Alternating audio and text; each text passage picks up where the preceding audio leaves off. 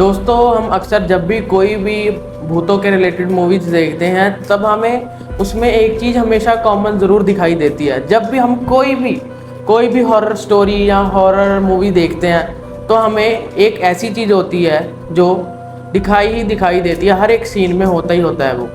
और वो सीन ऐसा होता है, मतलब कि मैं बता देता हूँ आपको कि आधी रात को कोई सड़क से गुजर रहा होता है और उसे कोई लड़की या कोई आदमी कुछ आधी रात के समय दिखाई देता है। कोई ऐसा सीन तो आपने हमेशा ज़रूर देखा होगा।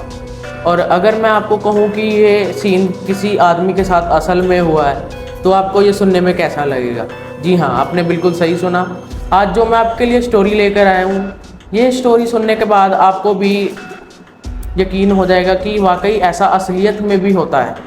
जो हमारे चैनल पर नए आए हैं वो हमारे चैनल को सब्सक्राइब ज़रूर कर लें ताकि आप ऐसी हॉरर मिस्टीरियस वीडियो देखते रहें और हमारे साथ जुड़े रहें। तो बिना कोई टाइम वेस्ट किए आज की वीडियो शुरू करते हैं। The Unknown Files.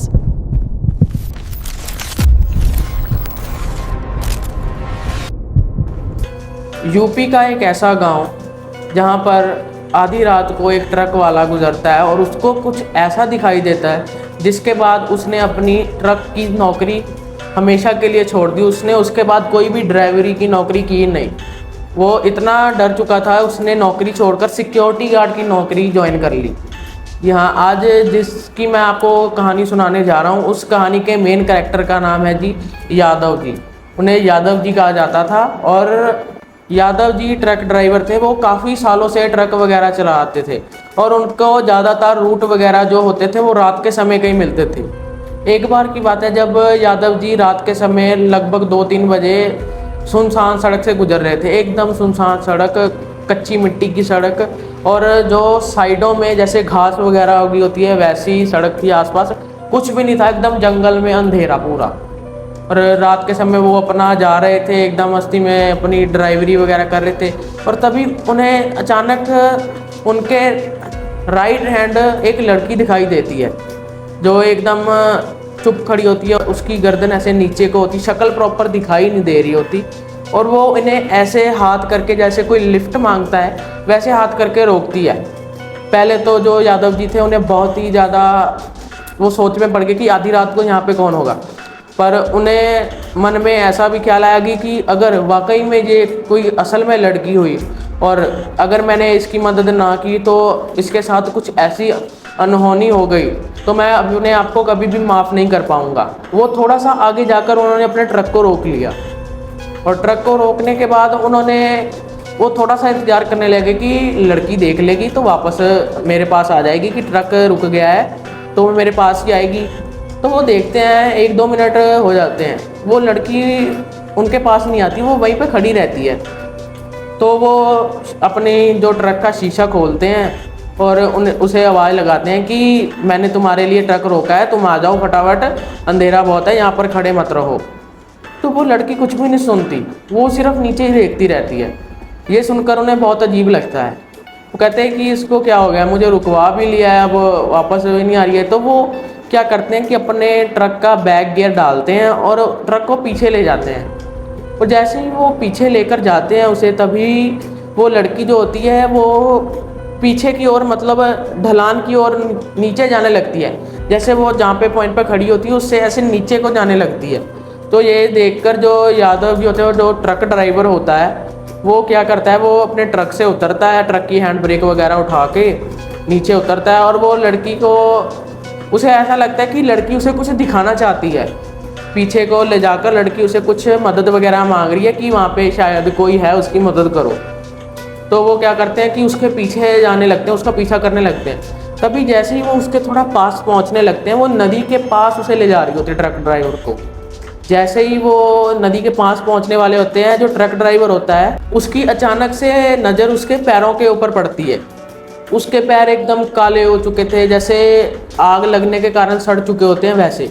तो ट्रक ड्राइवर को थोड़ा अजीब लगता है। वो क्या करता है, वो एकदम देखकर बहुत ही ज़्यादा घबरा जाता है। उसके ना मन में कुछ डर सा बैठ जाता है, वो फटाफट वहाँ से भाग जाता है। उसे कुछ गलत लगता है, कहता है कि कहीं इसकी मदद में मेरे साथ ही कुछ ऐसा गलत ना हो जाए। वो फटाफट अपने ट्रक में बैठता है और वहाँ से निकल जाता है। और जैसे ही वो थोड़ा आगे जाता है, थोड़ा आगे जाने के बाद उसके लेफ्ट हैंड में एक ढाबा आता है। वो ढाबे पे अपनी गाड़ी रोक देता है जहाँ पे उसे लड़की दिखी थी। वहाँ से ढाबा करीबन 15-20 मिनट की दूरी पे था, ज़्यादा दूर नहीं था। तो वो जैसे ही ढाबे पे अपनी गाड़ी वगैरह लगाता है, वो उतर के जो ढाबे पे एक लड़का काम कर रहा होता है, उसे मन में ना बेचैनी सी महसूस होती है कि मैं फटाफट पूछूं कि यहाँ हो क्या रहा है। वो पहली बार इस रूट पे गया था, उसको इसके बारे में कुछ नहीं पता था कि वहाँ पे क्या होता है क्या नहीं होता है। तो वो जब उतरा, उसने जो ढाबे पे काम करता था उसने ढाबे वाले से पूछा कि मुझे तुम ये बताओ कि यहाँ पर क्या सभी को वहाँ थोड़े पीछे, मेरे ख्याल से थोड़ा सा पीछे 15-20 मिनट के रास्ते में किसी ना किसी को लड़की दिखाई देती है, कुछ ऐसा है वहाँ पे कि चोरी वगैरह करने के लिए ये सब कुछ होता है। तो वो जो ढाबे पे लड़का काम कर रहा था वो कहता है कि जी हाँ साहब, यहाँ पर जो भी नया आता है उसे ये दिखाई ज़रूर देती है लड़की। तो वो कहता है कि हाँ मुझे भी ये लड़की दिखाई दी। कहते हैं आप उसके पीछे गए थे? कहता हाँ। कहता है कि वो जो लड़का आता है वो कहता है कि अगर कोई भी उसके पीछे जाता है तो वो उसे तालाब के पास लेकर उसको वहीं पे मार देती है। तो कहता है कि मुझे भी ऐसा ही लगा था, मैंने जब उसके पैरों की ओर देखा तो मैं फटाफट वहाँ से भाग आया। कहता है कि ये यहाँ पे ऐसा क्यों होता है? तो वो जो लड़का आता है वो कहता है कि मैंने भी अपने मालिक से ये बात सुनी थी कि कुछ समय पहले ना यहाँ पर एक ईशा नाम की लड़की होती है। वो ना अपने जो 12वीं के पेपर होते हैं, बोर्ड के पेपर देने वहाँ पर आती थी, उसका सेंटर बना हुआ था वहाँ पे। तो वो महीना करीबन 1 महीने से वहाँ पर अपने पेपर देने आ रही होती है। और उसका ना एक बॉयफ्रेंड भी होता है जिसका नाम रोहन होता है।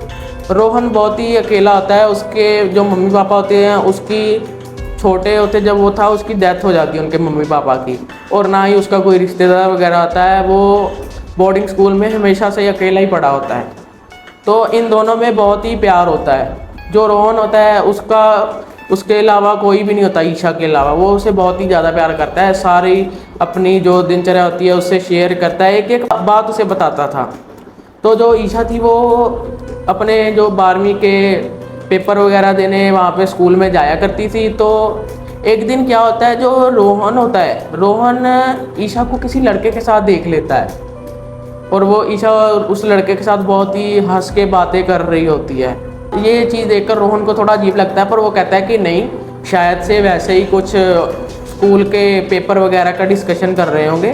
तो वो इतना गौर नहीं करता इस चीज़ पे, तो वो इस चीज़ को इग्नोर कर देता है। फिर उसे उसके कुछ दोस्त भी कहते हैं, पर वो किसी की बात नहीं मानता क्योंकि वो उस पर खुद से ज़्यादा विश्वास करता है। और एक दिन क्या होता है कि वो अपनी आंखों के सामने ईशा को उस लड़के के साथ बाहों में बाहें डालकर घूमते हुए देखता है, और ये देखकर वो बहुत ही ज़्यादा गुस्से में आता है। उसका दिल टूट जाता है एकदम, क्योंकि ईशा के अलावा उसका कोई भी नहीं था, सिर्फ वही एक थी जिसके साथ वो अपनी बातें शेयर करता था। इस दुनिया में उसके अलावा उसका और कोई भी नहीं था।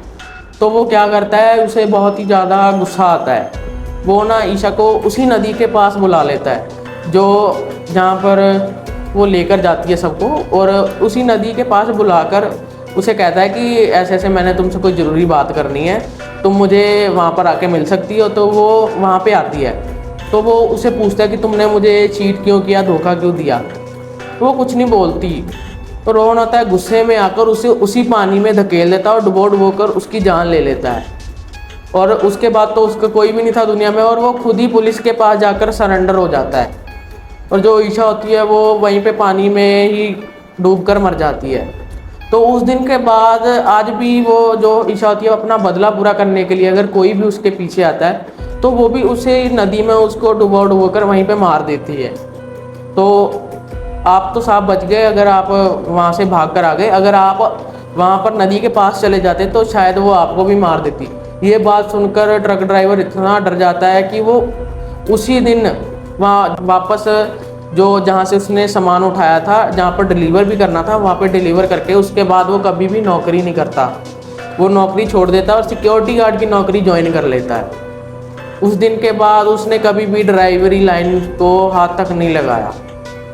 इस कहानी में मैं बस आपसे यही कहना चाहूँगा कि हम हर बार आपसे यही कहते हैं कि कहीं भी जाना है ध्यान से जाओ। उस चीज़ का आपको इतिहास हमेशा पता होना ही चाहिए। ये नहीं कि हम कुछ भी जाने बिना आधी रात को कहीं पे निकल पड़े, 2-3 बजे आधी रात को जंगल में चले गए। कई बार ऐसा भी होता है कि हमारी दोस्तों के साथ शर्त भी लग जाती है, ईगो में हम चले जाते हैं उस जगह पे। हमें कभी भी ऐसा नहीं करना चाहिए। हमें अपने घर वालों का एक बार ज़रूर सोचना चाहिए कि हमारे बाद हमारे परिवार वाले भी हमारा इंतज़ार कर रहे होंगे घर पे, क्योंकि जान से बढ़कर कुछ भी नहीं है। हमें नहीं पता कि उस जगह पे वाकई में कुछ है भी या नहीं। सो आज की वीडियो में मैं बस आपसे इतना ही कहना चाहूँगा। अगर आपको हमारी छोटी सी मेहनत अच्छी लगी हो तो हमारी वीडियो को लाइक और चैनल को सब्सक्राइब जरूर करें। और हाँ, आज मैं आपसे ये कहना चाहूँगा कि हमारे एक भाई ने कमेंट भी किया था, हमने वो पढ़ा भी था, हमें बहुत अच्छा लगा वो कमेंट। तो अगर आपको हमारी वीडियो अच्छी लगती है तो कमेंट ज़रूर किया करें, ताकि ऐसी और वीडियो लेकर आते रहे। तो अगर आपको हमारी वीडियो अच्छी लगी हो तो चैनल को सब्सक्राइब करके ज़रूर जाएं। तब तक मिलते हैं नेक्स्ट वीडियो में। जय हिंद।